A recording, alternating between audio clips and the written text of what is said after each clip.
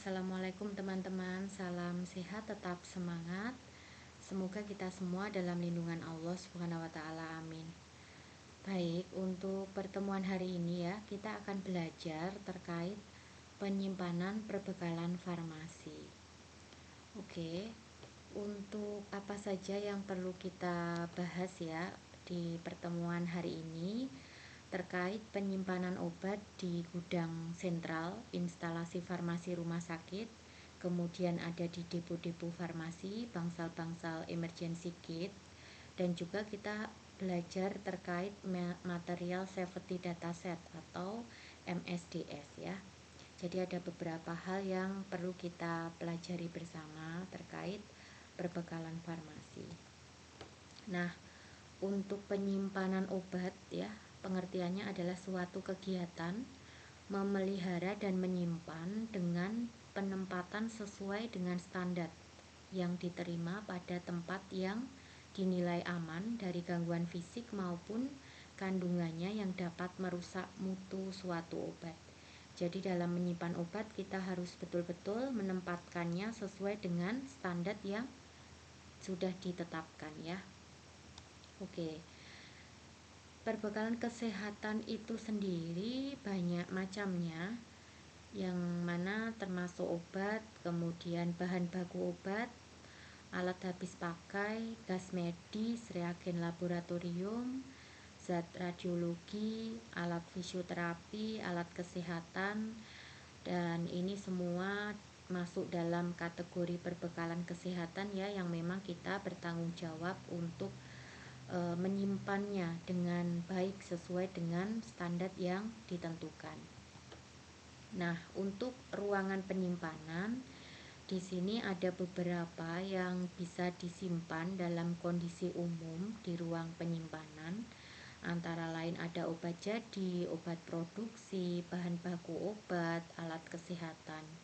Kemudian untuk kondisi khusus ya yang membutuhkan ruang penyimpanan khusus, di situ ada obat termolabil, kemudian bahan laboratorium dan reagensia, ada sediaan farmasi yang mudah terbakar, kemudian ada pula obat-obat berbahaya termasuk narkotika dan psikotropika. Jadi terbagi menjadi dua, yang bisa disimpan di ruang umum, kondisi umum, dan juga dalam kondisi ruangan khusus ya. Oke, hal apa saja yang perlu diperhatikan dalam penyimpanan? Salah satunya adalah struktur fisik gudang yang memang kita harus atur sesuai dengan standar sehingga kondisi dari perbekalan farmasi yang disimpan berada dalam mutu kualitas yang sesuai dengan yang diinginkan ya. Jadi jangan sampai nanti perbekalan kesehatannya rusak selama penyimpanan di gudang. Kemudian desain gudang, organisasi pengelolaan gudangnya juga harus diatur, prosedur pengeluarannya seperti apa yang nantinya harus ditetapkan melalui SOP. Kemudian ada efisiensi kerja gudang, penyimpanan dan kontrol stok yang baik, kemudian keperluan untuk tiap pelayanan kesehatan juga harus diatur ya nantinya. Penanganan khusus untuk barang yang membutuhkan perhatian terkait stabilitasnya, termasuk suhunya, seperti itu ya. Oke, untuk struktur fisik yang perlu diperhatikan ya, yang tadi sudah dibahas sekilas. Struktur organisasi itu diperlukan pengaturan tugas dan siapa yang bertanggung jawab dalam setiap tahapannya.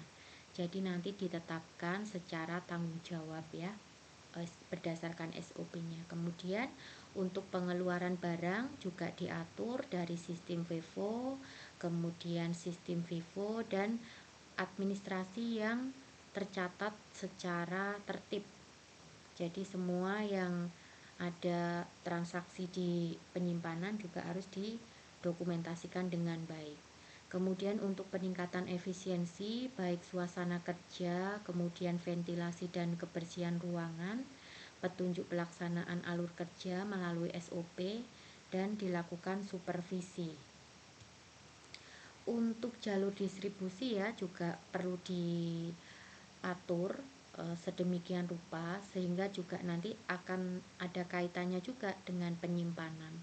Nah, secara jalur distribusi harus ditetapkan jalur distribusinya seperti apa nantinya, kemudian jumlah dan penyebarannya, waktu yang diperlukan selama distribusi obat, kemudian jumlah dan kapasitas penyimpanan di ruang penyimpanannya. Untuk seleksi lokasi dan letak gudang ya harus berada di antara daerah distribusi. Jadi letaknya harus strategis. Kemudian untuk fasilitas harus ada air, listrik, dan telekomunikasi yang mudah ya. Kemudian secara ukuran juga harus memadai dan jelas daerahnya harus aman ya. Oke. Kemudian untuk desain gudang itu harus mudah ditata secara penataan sehingga nanti juga dalam proses pemindahan barang ya dalam alur keluar masuknya juga mudah. Kemudian lantai harus mudah dibersihkan. Tempat penyimpanan khusus seperti freezer, ruangan pendingin, lemari es, lemari narkotika, psikotropika itu juga harus ada ya. Kemudian sirkulasi udara harus baik karena nanti terkait kelembapan dan suhunya ya. Kemudian untuk obat itu juga ditata, dirak sesuai dengan beberapa hal nanti. Jadi diatur berdasarkan sumber dananya, kemudian bentuk sediaannya, efek farmakologisnya, dan juga ditata berdasarkan abjadnya. Nah, untuk penyimpanan khusus, bahan mudah terbakar, tempat terpisah ya, kemudian ventilasinya juga harus baik, dilapisi dengan bahan tahan api untuk yang mudah terbakar. Kemudian alarm asap jangan terlupa, pemadam kebakaran dan security. Oke. Di sini contoh layout gudang ya. Walaupun nanti teman-teman juga bisa mencari beberapa contoh layout gudang yang memang bisa digunakan untuk referensi nanti dalam penyimpanan gudang, penyimpanan perbekalan farmasi ya. Kemudian ada di sini contohnya ada alur barang masuk, kemudian penataan obatnya, perbekalan farmasinya dibedakan melalui yang nanti sirkulasi lambat, sedang, kemudian cepat. Nah, yang paling cepat ini ditaruh yang paling depan untuk mudah diambil ya. Kemudian ada alur tempat pengambilan dan barang keluar. Nah, jadi nanti teman-teman juga harus cek obat-obat mana yang memang masuk kategori lambat, kemudian sedang dan cepat. Jadi nanti kalau memang obatnya memang jarang di dalam proses pengambilannya ya, maka penempatannya juga harus diatur. Nah, kemudian dalam penyimpanan obat harus aman, memenuhi syarat farmaseutis dan tertib secara administrasi. Fungsi penyimpanan ya harus memang memiliki fungsi memelihara mutu perbekalan farmasi dijaga agar nanti tetap dalam kondisi yang baik, menjaga kelangsungan penyediaan barang agar pasien juga dapat mendapatkan fasilitas yang tercukupi ya, kemudian memudahkan dalam pengawasan, menjaga keamanan barang dan memudahkan dalam proses pencarian. Oke, tadi sekilas juga sudah dibahas di depan. Dalam penyimpanannya dibedakan berdasarkan sumber dananya atau anggaran. Kemudian FIFO juga diperhatikan ya, mana yang ED lebih dulu maka dikeluarkan lebih dahulu. Kemudian yang datang lebih dahulu juga dikeluarkan lebih dulu, tetapi nanti dilihat juga ED-nya. Jadi yang lebih dulu ED maka segera untuk dikeluarkan lebih dulu. Penataan alfabetis diurutkan abjad ya, kemudian secara efek farmakologisnya terkait obat Haig-Eller maka nanti juga ada penandaan khusus. Kemudian obat dengan suhu dingin maka juga ditempatkan di suhu dingin, di tempat khusus ya. Kemudian untuk obat yang bahan berbahaya dan beracun nanti juga ada penanganan khususnya. Nah, dalam hal ini juga ada beberapa ketentuan. Kalau berdasarkan volume, jumlah yang banyak maka ditaruh di depan. Kemudian jumlah yang sedikit ditempatkan di lokasi yang terjangkau, mudah dilihat. Nah, untuk persyaratan penyimpanan di sini ada suhu, kelembapan, cahaya, dan sanitasi ya, yang mana nanti kita harus perhatikan sesuai dengan sifat masing-masing perbekalan obatnya. Jadi kita ikutin saja. Untuk obat dengan suhu beku atau freezer itu ditempatkan di suhu minus 25 sampai dengan 15 derajat Celcius. Kemudian untuk suhu kamar harus diletakkan di suhu 15 sampai 25 derajat Celcius. Untuk suhu sejuk 8 sampai 15 derajat Celcius. Kemudian untuk suhu dingin dia harus ditempatkan di suhu 2 sampai 8 derajat Celcius. Nah, untuk kelembapannya biasanya diatur dalam kondisi lembab ya ataupun kering. Nanti dilihat posisi kering itu kurang dari 65% kelembapannya. Kemudian untuk lembab itu antara 65 sampai 80%. Nah, nanti dilihat dengan menggunakan termometer ya.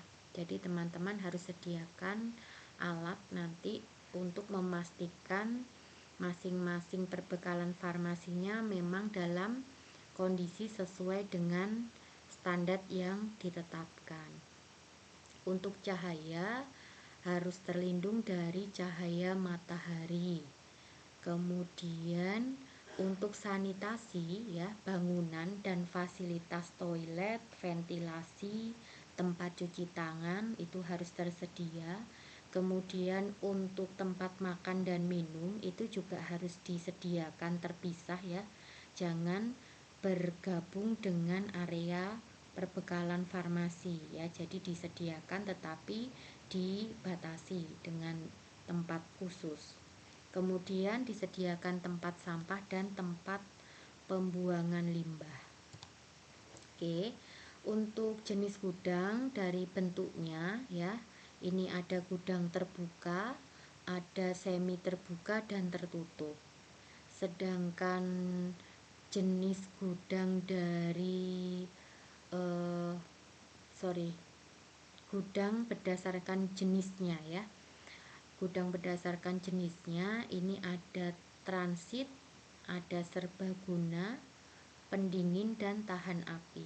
Jadi nanti disesuaikan dengan kebutuhan dari sifat perbekalan farmasinya. Apakah memang nanti perlu ditempatkan di gudang pendingin ataupun di gudang tahan api ya. Jadi nanti disesuaikan.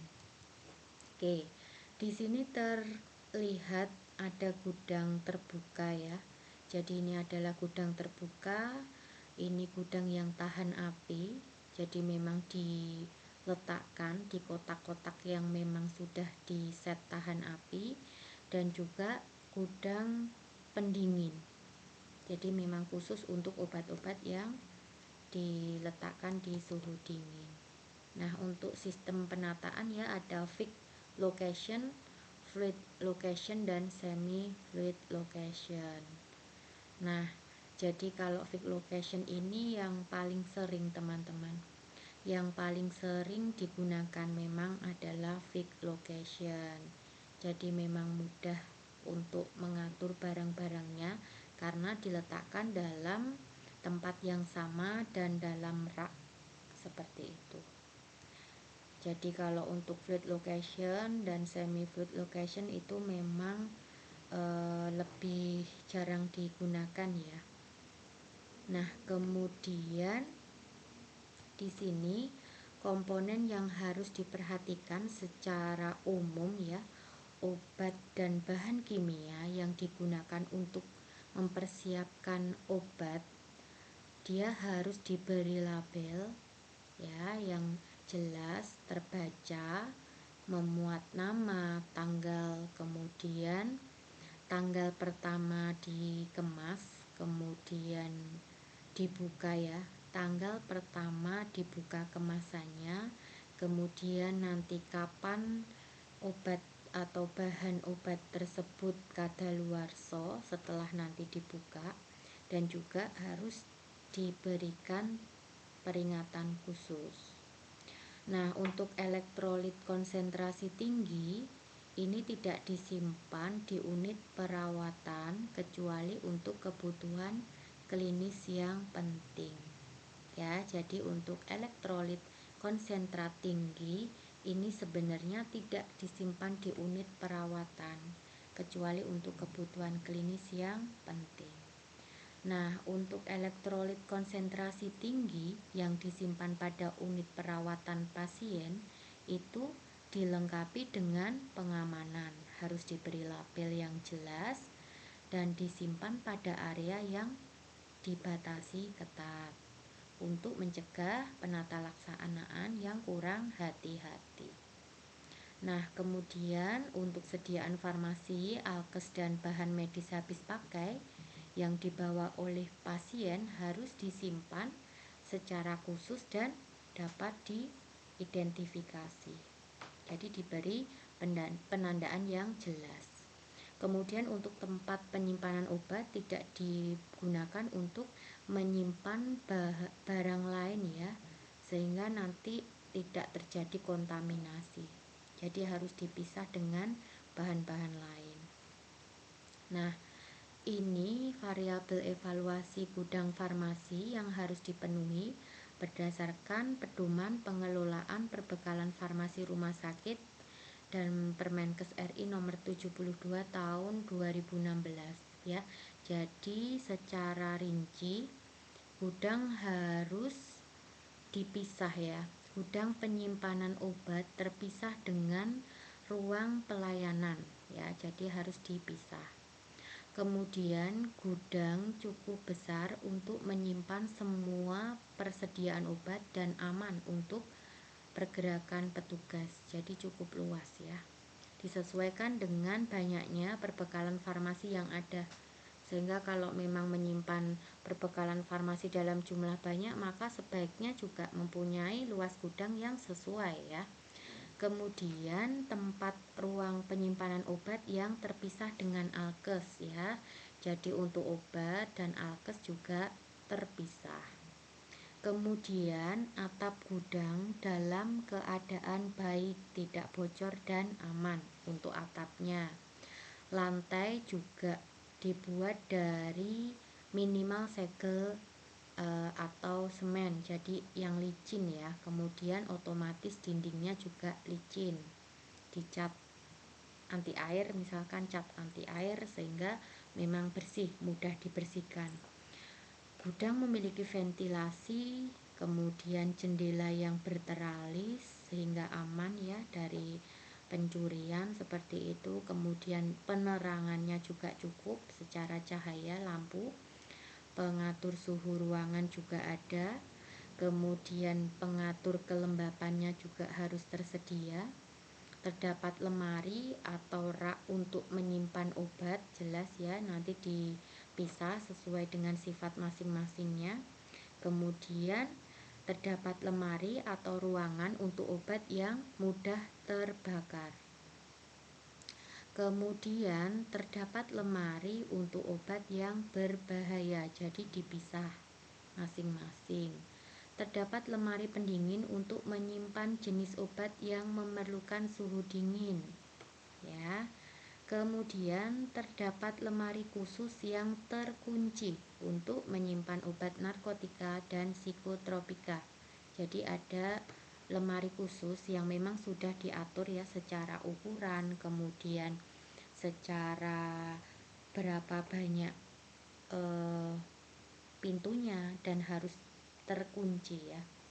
Kemudian terdapat lemari atau rak khusus untuk menyimpan obat rusak atau yang kadaluarsa. Jadi harus mempunyai lemari yang khusus. Kemudian terdapat kartu stok untuk memberi keterangan di rak atau lemari penyimpanannya. Jadi masing-masing obat perbekalan farmasi nanti memiliki kartu stoknya masing-masing, yang setiap kali terjadi transaksi keluar masuk memang harus dituliskan di situ. Nah, kemudian terdapat keterangan untuk obat berbahaya. Terdapat keterangan untuk obat yang mudah terbakar, ada penandaan khususnya.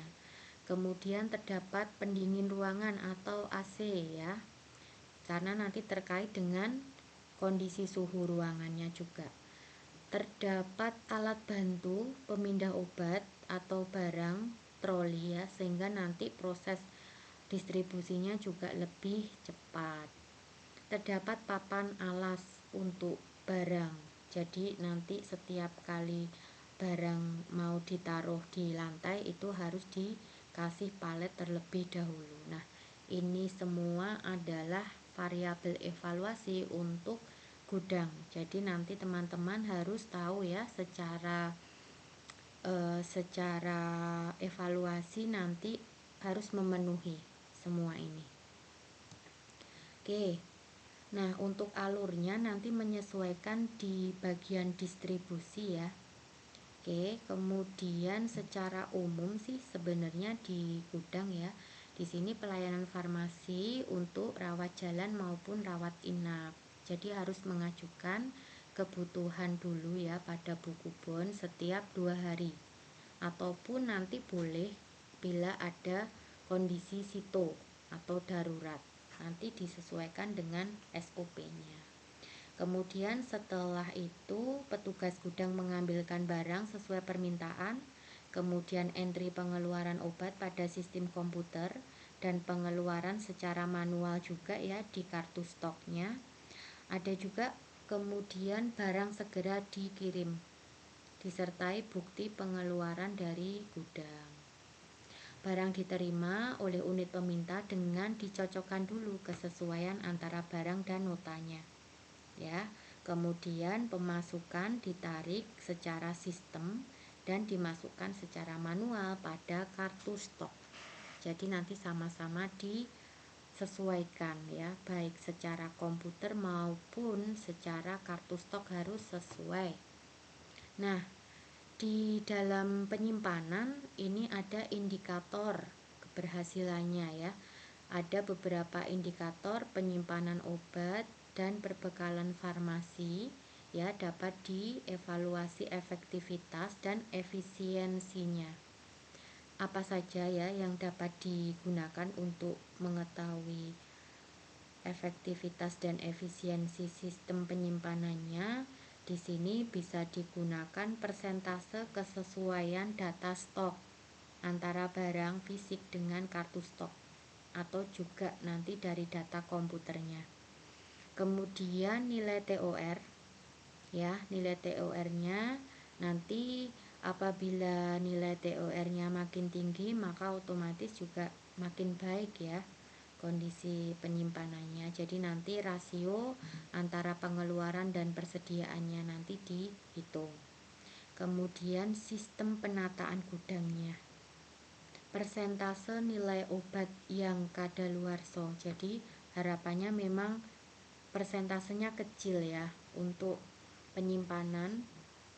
Diharapkan tidak ada obat yang kadaluarsa maupun rusak ya dalam proses penyimpanan. Kemudian persentase stok mati di sini diharapkan juga untuk persentase stok mati juga kecil ya, karena di sini item persediaan obat di gudang tidak mengalami transaksi selama 3 bulan berturut-turut. Nah, apabila nanti semua obat mengalami stok mati, maka khawatirnya adalah obat banyak yang kadaluarsa ya. Jadi nanti kita harus betul-betul memantau kondisi penyimpanannya seperti apa. Nah, di sini contoh penyimpanan berdasarkan abjad dan bentuk sediaannya. Jadi kita pisah ya antara tablet, kemudian sirup, salep. Nah, itu dipisah sendiri. Nah, di sini ada contoh penandaan label LASA. Nah, LASA ini seperti apa? Pengertiannya apa? Nanti kita juga harus tahu ya. Nah, di sini tertempel tanda LASA. Nah, nanti kita pelajari terkait LASA. Nah, untuk standar persyaratan penyimpanan berdasarkan Permenkes yang tadi, di sini terkait stabilitas ya, jadi harus sesuai nanti untuk suhu-suhu dari masing-masing perbekalan farmasinya. Kemudian keamanannya, pintu dengan kunci, kemudian berteralis, terdapat CCTV, terdapat ruangan penyimpanan khusus yang tadi sudah dijelaskan, terdapat alarm dan hidran ya. Dan untuk sanitasi terdapat toilet, tempat cuci tangan, tempat membuang sampah dan limbah.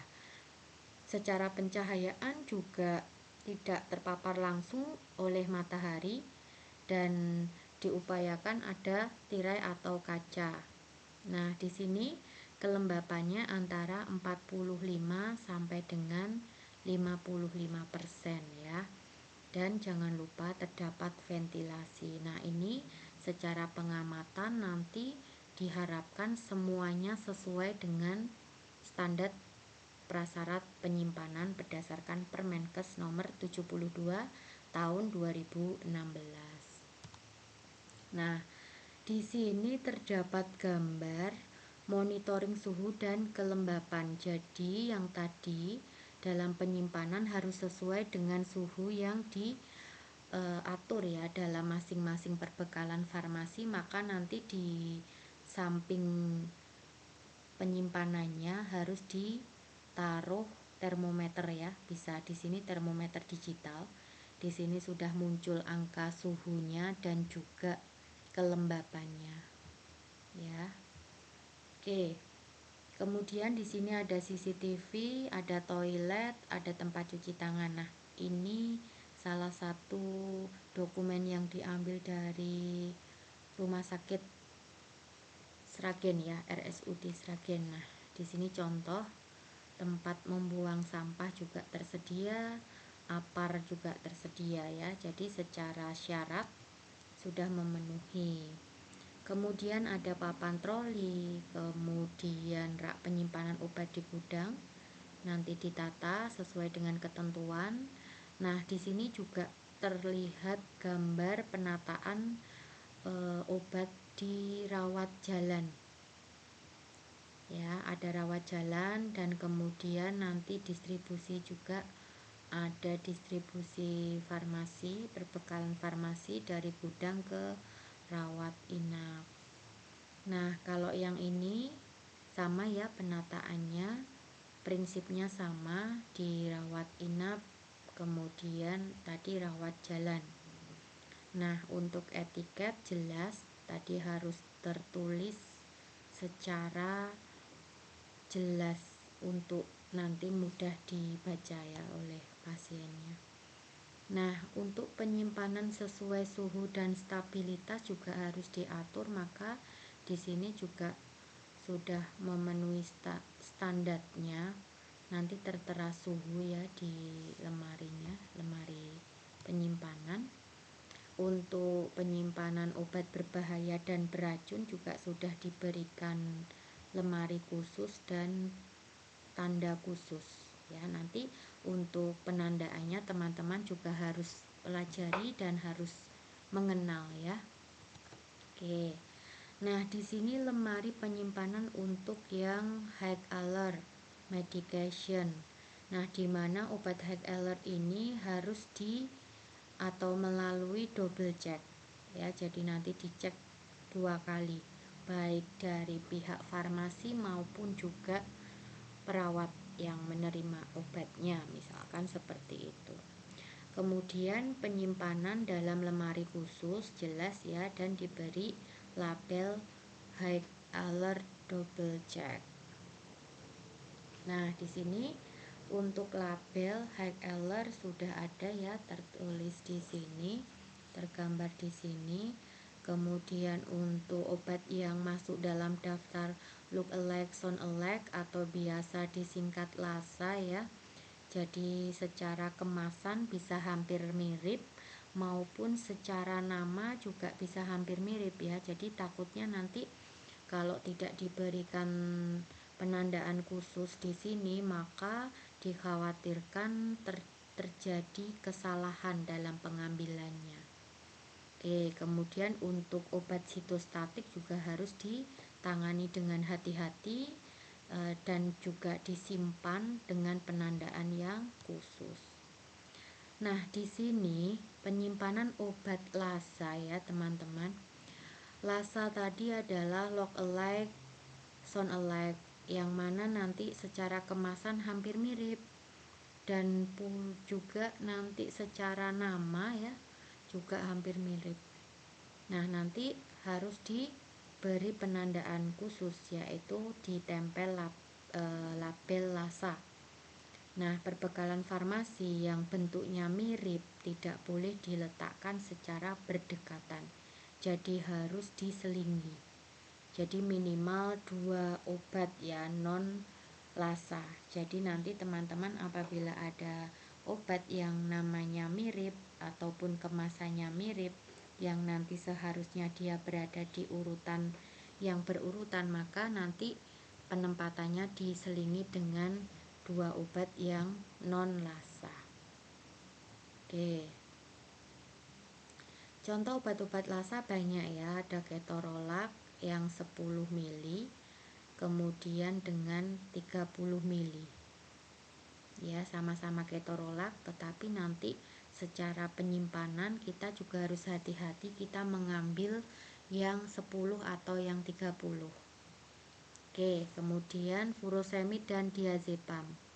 Ini secara kemasan hampir mirip sekali. Kemudian ada neostigmin dan catapres ya, secara fisik hampir mirip. Tramadol dengan gentamisin ini juga hampir mirip. Maka otomatis obat-obat ini harus ditempel label Lassa dan High Alert dalam penyimpanannya. Nah, ini juga ada beberapa ya, sindofenikol yang 0,5% dan 1%, sendofloxa dan sendonatasen ini juga mirip secara kemasan ya. Kemudian ada beberapa nih, Dumin Rectal Tube yang 125 mg dan yang 250 mg.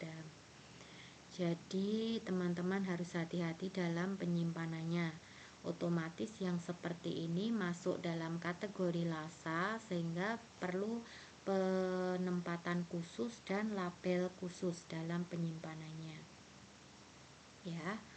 Oke, kemudian untuk contohnya sudah banyak secara fisik ya. Nah, di sini juga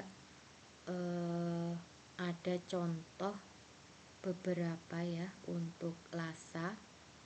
Misalkan di sini Actapin yang 5 mg dan Actapin 10 mg. Ini yang tablet. Kemudian yang sirup. Misalkan di sini ada Lasal sirup 100 ml, hampir mirip dengan Lasal ekspektoran sirup yang sama-sama 100 ml. Nah, ini juga ada sediaan injeksi ya, yang tadi secara fisik juga sudah ditampilkan. Jadi hampir mirip, sehingga dimasukkan dalam kategori Lassa. Ada sediaan rektal.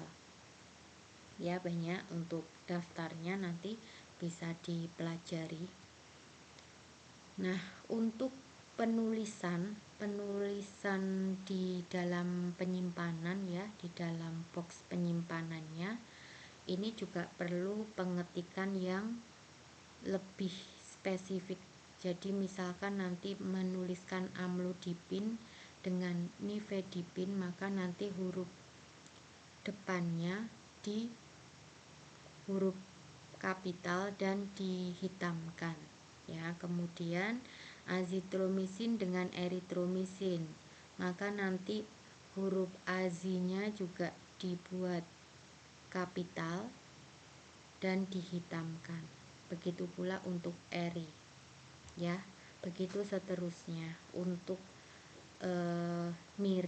kemiripan nama, jadi kita juga harus buatkan dalam penulisannya harus lebih spesifik lagi seperti ini, agar nanti dalam proses pengambilannya kita lebih mudah dan gampang untuk dikenal kalau itu memang adalah obat-obat lasa.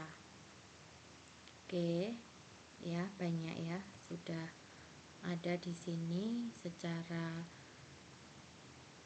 kemiripan kemasan, dan di sini juga kemiripan nama ya, adalah nifedipin tetapi beda kandungan kekuatannya. Oke, untuk medication error maka tadi sudah dijelaskan juga harus dipisah ya, antara obat Heck-Eller, kemudian sitostatik, obat lasa, Heck-Eller berbahaya, sitostatik juga harus diberi tanda khusus. Nah, Heck-Eller itu sendiri ya, kita harus tahu dulu Heck-Eller itu memang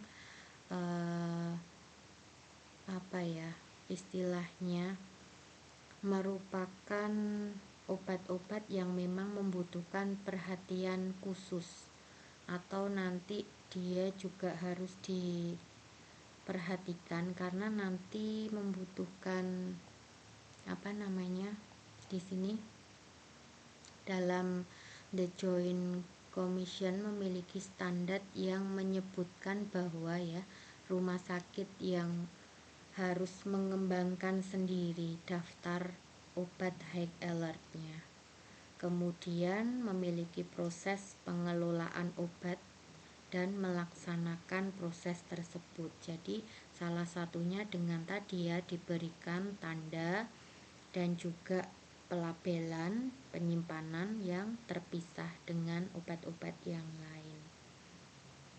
Nah, kemudian kalau dilihat dari daftar obat yang masuk dalam daftar Heck-Eller atau tidak, nanti teman-teman juga bisa melihat ya, dari sini juga bisa daftar obat-obat Heck-Eller. Kemudian teman-teman juga bisa pelajari ya, seperti obat Heck-Eller ini selama 2 tahun juga dapat nanti mengalami perubahan atau tambahan mana yang dia masuk kategori Heck-Eller atau tidak, seperti itu di masing-masing rumah sakitnya. Nanti ada daftar contoh-contoh obat-obat yang masuk dalam kategori Heck-Eller. Nah, di sini identifikasi obat Heck-Eller dilakukan dengan maksud untuk membangun perlindungan dan mengurangi resiko dari kesalahan ya, mencegah kesalahan. Kemudian juga mengurangi bahaya atau kerugian nanti ke pasiennya. Kemudian agar dapat efektif maka semua komponen harus dipisahkan ya, dari penandaannya juga harus jelas. Oke, di sini contoh obat-obat yang memang perlu kewaspadaan khusus. Jadi di sini sudah contoh-contohnya untuk obat injeksi, kemudian obat dengan konsentrat yang tinggi, ataupun juga beberapa obat oral ya, yang nanti memang dia harus diberikan dengan penandaan khusus. Kemudian saat pengambilan obat, saat serah terima dengan perawat, saat memberikan kepada pasien memang harus dilakukan double check, jangan sampai nanti salah dalam pengambilannya karena nanti dapat menyebabkan kefatalan ya. Kemudian untuk lasa tadi juga sama ya, harus dilakukan dengan double check saat pengambilan obatnya, serah terima dengan perawatnya, dan juga saat memberikan ke pasiennya.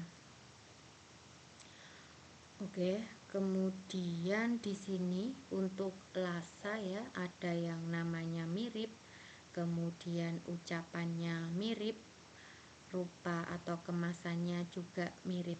Jadi di sini salah satunya beberapa contohnya juga sudah tertulis di sini ya. Jadi nanti untuk ucapan mirip ini juga tadi yang sudah dijelaskan, ditulis atau diketik dengan tulisan yang memang sudah diketik dengan huruf kapital.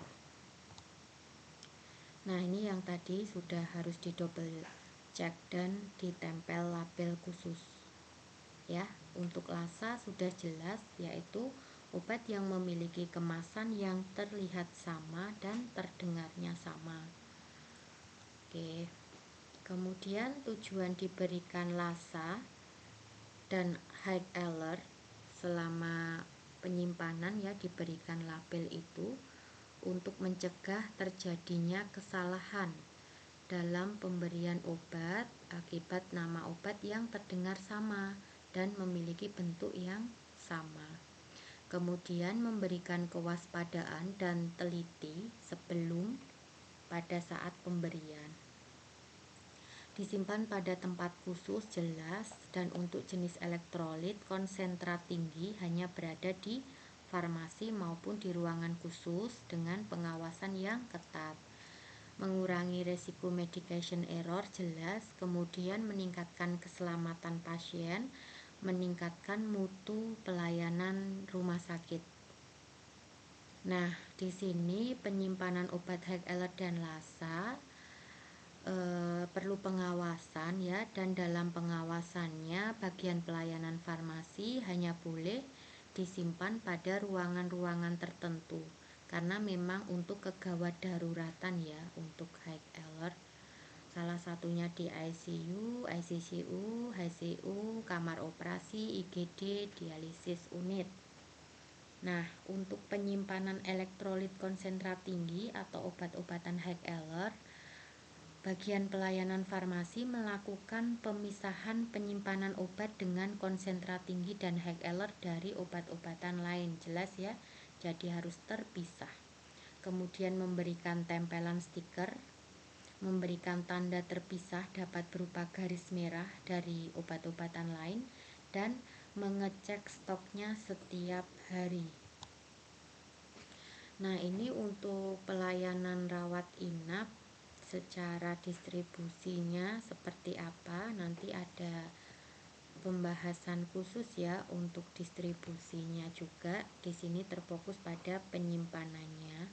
Kemudian menurut Permenkes nomor 72 tahun 2016 tentang standar pelayanan kefarmasian di rumah sakit, maka untuk pengelolaan obat emergensi harus menjamin beberapa hal ya, terkait jumlah dan jenis obat emergensi sesuai dengan standar atau daftar obat emergensi yang sudah ditetapkan rumah sakit, tidak boleh bercampur dengan persediaan obat kebutuhan lain. Bila dipakai untuk keperluan emergensi harus segera diganti ya. Kemudian dicek secara berkala, apabila ada yang kadaluarsa dilarang dipinjam untuk kebutuhan lain. Nah, secara pelabelan jelas, selain label high alert dan lasa, obat kemostatik juga jelas nama pasien, nomor barcode-nya atau RM-nya, tanggal lahir atau usia pasien ya, apabila nanti memang didistribusikan untuk kebutuhan pasien. Kemudian jelas nama obatnya, nomor batch obatnya, pelarut obatnya, konsentrasi obatnya, dosis sediaan obat, dan tanggal ED setelah dilarutkan. Nah, ini contoh-contoh obat yang memang nanti perlu pelarutan. Nah, kirim obat ke ruang perawatan dengan troli yang tertutup ya, jadi trolinya ditutup. Oke, label obat ya, nanti untuk pelabelannya juga harus jelas. Di sini label untuk infus tadi setelah disiapkan dia dicek ya. Kemudian untuk obatnya juga diberi pelarut seperti apa dan jumlahnya berapa, seperti itu. Oke.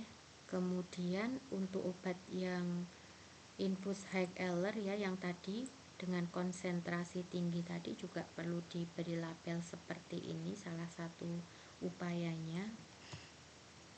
Ini untuk pelayanannya ya, untuk prosesnya. Oke, untuk penyimpanan obat di sini memang salah satunya di gudang maupun juga di pelayanan farmasi ya, baik nanti rawat jalan, kemudian rawat inap, ada IGD, IBS, CSSD ya. Kemudian ada pelayanan farmasi yang UDD itu juga di Bangsal ya. Kemudian di sini karena memang baru pandemi Covid, maka ada juga pelayanan farmasi di Bangsal Covid, pelayanan farmasi untuk sitostatik, sediaan steril, kemudian ada penyimpanan sediaan farmasi dan perbekalan alat kesehatan. Ya, jadi memang untuk penyimpanan banyak untuk cakupannya. Oke ya. Untuk pelayanannya di sini dalam penyimpanan di farmasi rawat inap ya, kurang lebihnya memang secara penataan dan penyimpanannya juga terpenting adalah menyesuaikan dengan standar yang sudah ditetapkan. Oke, ini yang selama pandemi Covid ya, dalam pelayanannya secara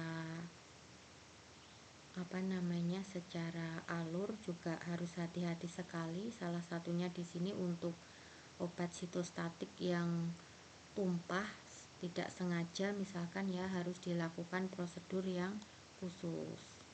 Nah, untuk obat-obatan sitostatik juga dipisahkan tersendiri ya. Contohnya ada golongan hormon dan anti hormon, imunosupresan, sitotoksik, kemudian ada hiperkalsemia ya, kemudian ada beberapa obat yang memang dikhususkan untuk kebutuhan sitostatik ya.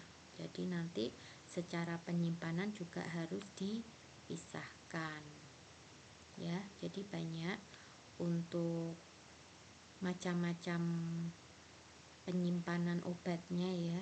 Jadi untuk kebutuhan IV admixture juga disimpan khusus. Setelah nanti dicampur harus diberi label yang jelas selama tanggal berapa nanti ED ya setelah dicampur, seperti itu. Nah, ini secara umum penyimpanannya juga harus dilengkapi dengan kartu stok ya, baik itu nanti di gudang, di instalasi rawat inap, rawat jalan maupun di bangsal, seperti itu ya.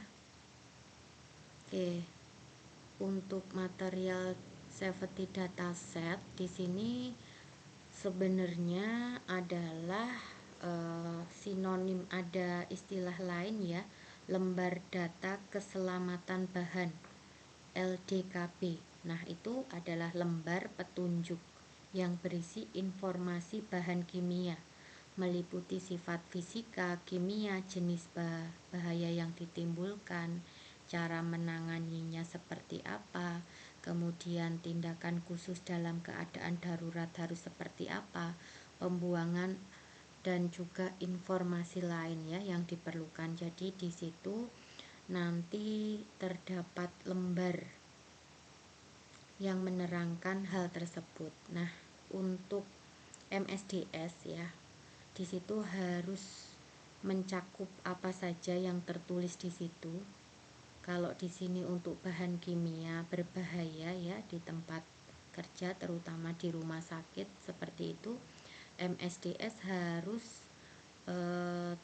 tercantum identitas bahan dan nama perusahaannya, kemudian komposisi bahan, identifikasi bahayanya seperti apa, kemudian tindakan P3K-nya, tindakan penanggulangan kebakaran seperti apa, tindakan mengatasi tumpahan dan kebocoran, penyimpanan dan penanganan bahan, kemudian pengendalian pemajanan dan alat pelindung dirinya, ya, dikendalikan seperti apa, sifat fisika dan kimia, kemudian stabilitas dan reaktivitas bahannya, informasi toksikologi, ekologi, kemudian pembuangan limbah, pengangkutan bahan, informasi peraturan undang-undang yang berlaku, informasi lain yang diperlukan. Nah, dalam MSDS harus memuat beberapa hal di sini ya. Oke. Untuk Permenkes RI nomor 66 tahun 2016 tentang keselamatan dan kesehatan kerja rumah sakit ya, sarana keselamatan obat berbahaya dan beracun yang harus disiapkan ini terpisah dengan bahan, bukan B3, artinya harus disimpan pada lemari tersendiri untuk khusus ya. Kemudian memiliki daftar atau inventaris B3 yang disimpan di rumah sakit, daftar obatnya yang masuk B3 apa saja. Kemudian masing-masing obat B3 tersebut memiliki MSDS ya, memiliki material safety dataset atau lembar data pengamanan yang merupakan lembar petunjuk yang berisi informasi mengenai sifat fisika B3, sifat kimia, cara penyimpanan, jenis bahaya, cara penanganan tindakan khusus dalam keadaan darurat, cara pengolahan limbahnya, dan sebagainya. Nah, nanti juga harus ada safety showernya, AF washernya, alternatif washernya seperti apa, APD sesuai resiko bahayanya seperti apa, kemudian cara menangani tumpahan ya. Oke, terdapat rambu dan simbol B3 untuk menunjukkan klasifikasi B3. Oke, kemudian contoh di sini ya, ada emergency kit. Jadi ditempatkan di satu tempat, bisa tas ataupun nanti dalam bentuk meja troli ya. Nah, nanti emergency kit ditata secara lengkap di stok ya di sini, dan ada daftarnya juga. Jadi harus selalu tersedia emergency kitsnya. Apabila nanti digunakan, maka segera diisi stok kembali sehingga nanti stoknya memang harus selalu lengkap. Nah, ini contoh dari daftar emergency kit ya. Contohnya di sini ada epineprin atau atropin, amiodaron. Kemudian untuk cairan ada dextrose.